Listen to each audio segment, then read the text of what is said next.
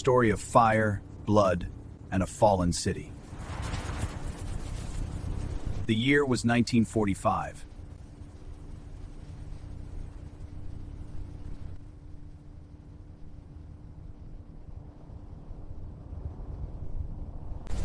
The world had been at war for 6 long, devastating years. Europe was a continent of ruin and ash. Cities that once pulsed with life were now shadows of themselves.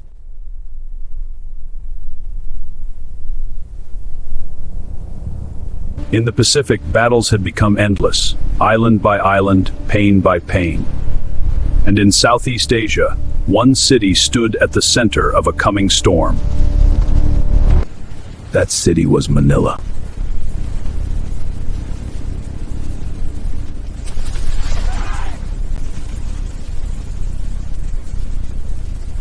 Once called the Pearl of the Orient, Manila had been a jewel of culture, trade, and beauty.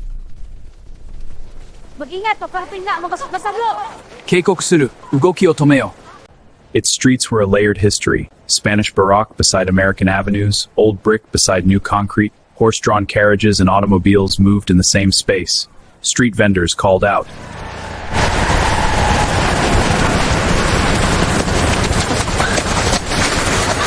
Children chased each other in plazas. The sea laughed against the bay at dusk. It was a city that breathed, quietly, loudly, filled with light, until the world's fires came closer.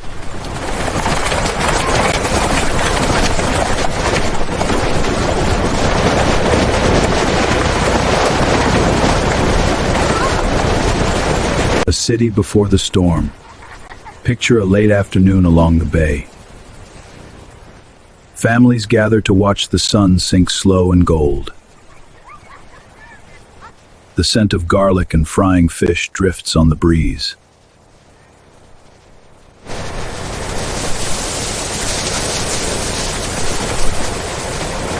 A bell tolls from a Spanish church, counting out time that feels endless and safe. Merchants fold fabric by hand. Old men sit and talk. Women trade recipes and gossip.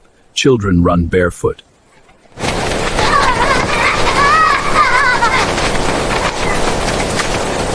This is the Manila that people remember. Small, ordinary moments stacked like bricks, each one a story, each one fragile.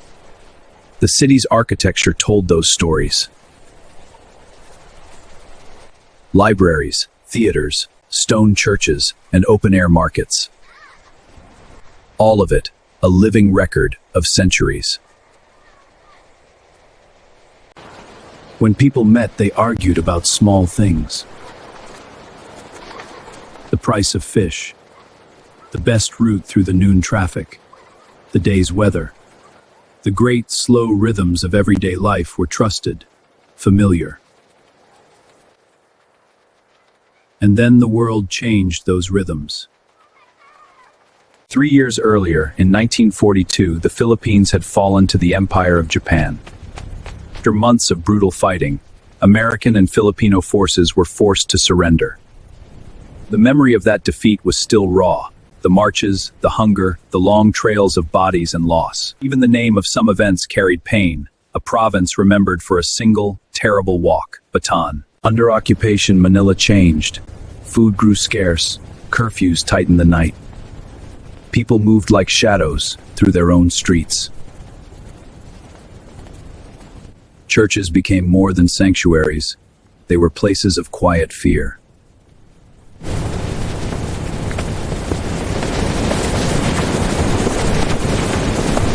Guerrilla networks formed in basements and hills. Underground papers slid between hands. Teachers and priests did what they could, quietly, risking everything. Courage took subtle forms, a loaf of bread shared, a secret map passed to a neighbor, a whispered warning to a child.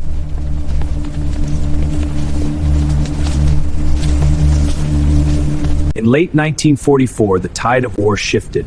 Forces from across the ocean returned. The name of one commander carried a promise that had been spoken years earlier. Douglas MacArthur stepped back onto Philippine soil at Leyte. People of the Philippines, I have returned. The sight of flags and ships brought hope, small and bright, to people who had learned to keep hope hidden. Push toward Luzon began. Plans moved from maps to trenches to marching feet. Supplies and soldiers built up outside the city. And in Manila, men and women listened, waiting and fearing what would come out. Stay close, don't make a sound. I see soldiers ahead. We must find shelter. Not every commander agreed on how to fight. Strategy and pride clashed. One leader argued to withdraw, to take the battle to the mountains and fight from positions he could control. Another refused to leave the city he had been ordered to abandon. We must hold the city at all costs. No, a withdrawal is the only way. Folly! Cowardice! Folly! Tomoyuki Yamashita wanted to preserve forces and wage a campaign in the hills. But Sanju Abuchi hardened his jaw and stayed. He took the city and tried to make it into something else. A fortress. Things became weapons. Churches, hospitals, and schools were turned into defensive positions. Were wired. Walls became barriers. The city's bones were turned against the people who lived inside them. Imagine the city changing overnight. Market stalls shuttered. Guards with rifles moved in formation where citizens once moved in crowds. Street you walked every week, where now had sandbags and machine guns. The old rhythm was gone. The city's dress became gray and prepared for war. And all the while, nearly 1 million civilians lived inside that changing map, unsure of which house would be a sanctuary and which would be a trap. They carried stories, recipes, names, laughter, grief, packed light as they could, but the weight of fear sat heavy.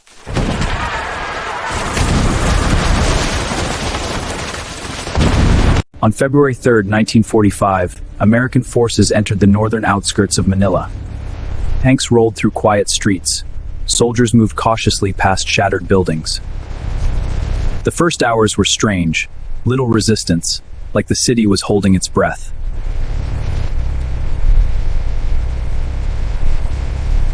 Then the calm snapped.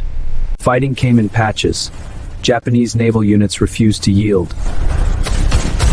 Snipers waited in towers. Artillery hid behind stone facades. Blocks that had been neighborhoods became killing grounds. The noise grew. Distant booms, sharper cracks, the steady staccato of gunfire in alleys. Fire! Keep the pin down! Do not go first! Hey!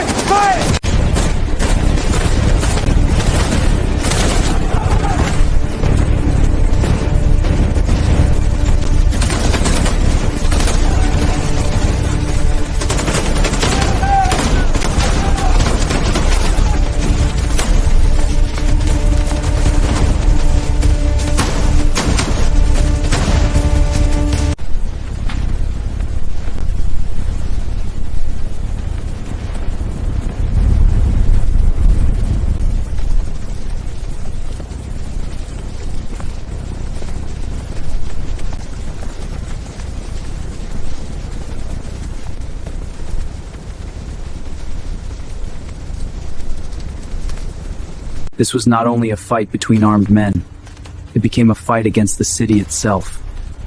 It would be remembered as terrible chapters. Civilians were caught in lines of fire, and worse, thousands of men, women, and children were killed across neighborhoods.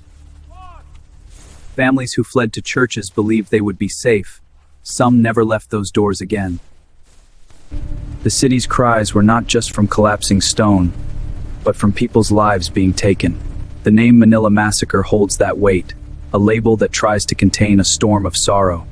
People's faces blurred into statistics. But each statistic was a story. A hand that used to cook, a child who liked stamping in puddles, an old man who whistled in the morning. The city's life was being erased. For the attacking forces, the problem was clear and terrible. To save Manila from permanent occupation, they would have to destroy it. Heavy artillery was used to break fortified buildings. Tanks blasted through walls. Flamethrowers cleared rooms where soldiers hid. The historic district of Intramuros, the heart of the old city, became ground zero for the fiercest fighting. Imagine centuries of history burning in a few weeks. Imagine libraries turning to smoke. Imagine walls that had held records of generations collapsing. Inside the ancient walls, the fighting was up close and personal. Soldiers crawled room to room, the sound of footsteps and breathing mixed with artillery booms. Stone facades shattered. Cathedrals, places meant for prayer, rang with gunfire.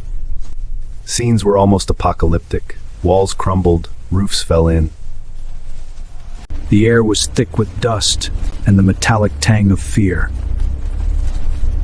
Men fought in distances of feet and inches, separated only by doorways and blown-out arches. The close-quarter nature of this fighting made it impossible to take a single step without danger. Jump right, flash! When the smoke cleared on March 3, 1945, the city was declared liberated. The word liberated hung in the air like a promise and a wound at once. Soldiers hoisted flags. Bells rang. People came into streets numb with shock.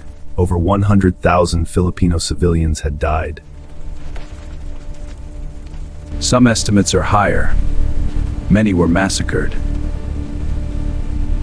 Many more were the victims of crossfire, collapsing buildings, and starvation. The city lay in ruins. 80% of Manila had been destroyed. Art, libraries, and the architecture of generations were gone. Manila was, in the scale of the war, the second most devastated Allied capital after Warsaw. Justice followed in courts. Tomoyuki Yamashita would later be tried and executed for war crimes. But courts could not stitch back burned pages or return a child's toys from the river. Survivors picked through rubble. They rebuilt homes by hand.